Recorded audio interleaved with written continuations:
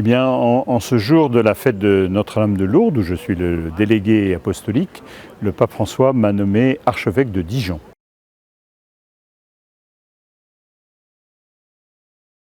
Quand je suis rentré au séminaire pour le diocèse de Paris, le cardinal Marty, qui était l'archevêque à l'époque, m'a envoyé en formation à Rome. Et puis ensuite, j'ai été ordonné par le cardinal Lustiger en 1985. À Paris, j'ai eu des ministères très variés, beaucoup auprès des jeunes, comme aumônier de lycée, au quartier latin, puis ensuite dans le quartier du Marais. J'étais en paroisse, vicaire, puis ensuite curé à Notre-Dame de la Garde, dans le 13e arrondissement. J'ai été aussi chargé un peu de formation pour les futurs prêtres au séminaire de Paris en morale sociale. J'ai accompagné aussi des jeunes professionnels au sein du MCC, le mouvement chrétien des cadres. Et puis j'ai été en charge de la solidarité pour le diocèse de Paris, comme vicaire épiscopal, donc chargé un petit peu de coordonner tout ce qui est l'action caritative, sociale du diocèse, en lien avec aussi les instances publiques. À la suite de quoi j'ai rejoint la conférence des évêques en 2005 comme secrétaire général adjoint, puis ensuite comme secrétaire général de 2007 à 2013. Donc j'étais toujours à Paris, mais plus pour Paris, puisque je portais un peu le souci de tout l'ensemble des diocèses de France. Et après une année un petit peu de transition, j'ai été appelé, un peu avec une certaine surprise d'ailleurs, à retourner à Rome comme supérieur du séminaire français de Rome, donc en 2014, normalement pour un mandat de 5 ans, mais qui s'est achevé un peu plus tôt, puisqu'en 2017, le pape François m'a nommé évêque auxiliaire à Lille. Et donc là, je viens de passer 5 ans à Lille, 5 très belles années.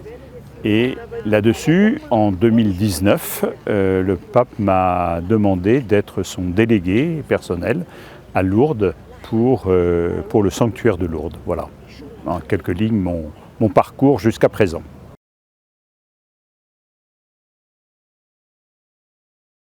Je pense qu'elle est née assez loin, dans l'enfance sans doute, mais peut-être qu'il y a des signes qu'on ne voit pas, ou en tout cas qu'on ne veut pas voir peut-être à un certain moment.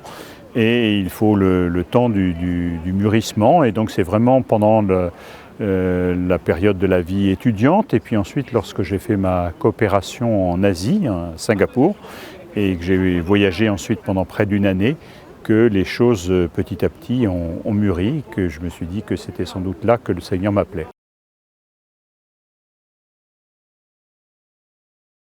Les joies de la mission, c'est d'abord d'être témoin de la manière dont l'Esprit est à l'œuvre dans le monde et dans la vie des gens, et de voir des jeunes ou des personnes d'âge mûr qui vont être touchés par l'Évangile à un moment donné de leur vie, de leur parcours, et pour qui ça va changer quelque chose dans leur existence.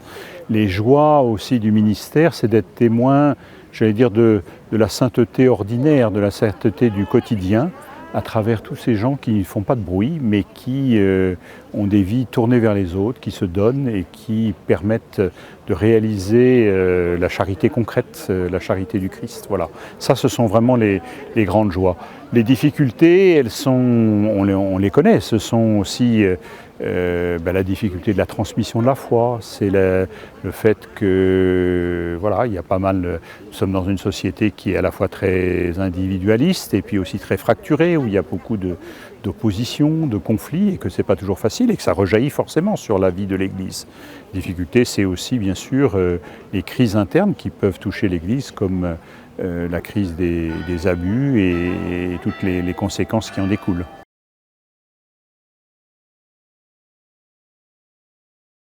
Dieu a tant aimé le monde. Donc c'est une phrase de l'évangile de Jean, chapitre 3.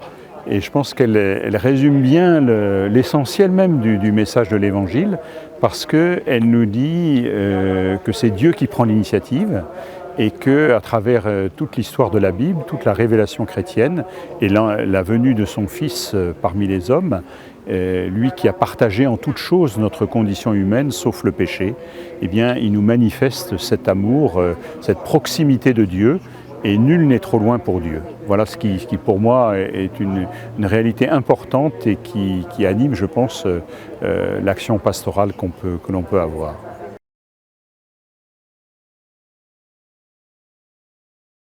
Alors le rôle de l'évêque, il est multiple, mais je dirais bien en premier qu'il est celui qui doit réaliser la communion à l'intérieur de la vie du diocèse, permettre aux chrétiens eh bien, d'avancer dans le même sens, dans une perspective qui soit celle de l'Évangile et qu'ensemble ils aillent dans la même direction. Et puis l'autre aspect que je voudrais souligner, c'est le fait que l'évêque il est chargé aussi de permettre que les choses se fassent et donc de donner aussi une impulsion, une direction, une orientation pour que l'annonce de l'Évangile soit portée et qu'elle puisse porter du fruit. Voilà.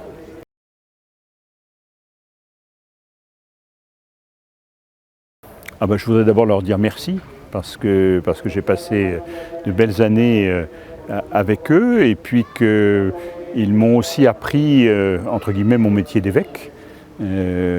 Parce que voilà, on peut faire des belles théories, mais c'est vraiment aussi dans la relation pastorale que les choses s'apprennent et se vivent. Et c'est cela vraiment que je voudrais manifester. On dit que les gens du Nord sont des gens accueillants, et bien c'est vrai. Voilà, moi je n'étais pas spécialement du Nord et je n'ai pas de lien particulier avec cette région, mais j'y ai vécu de très belles années et j'ai été témoin de beaucoup de belles initiatives et d'engagement des chrétiens, prêtres, diacres, laïcs, religieux, religieuses, voilà, tous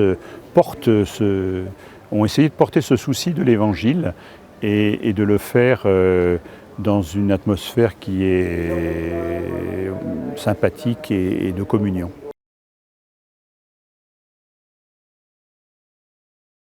C'est d'abord de leur dire que je vais être à leur écoute, hein, que je vais essayer de les rencontrer, que je vais essayer de mieux les connaître.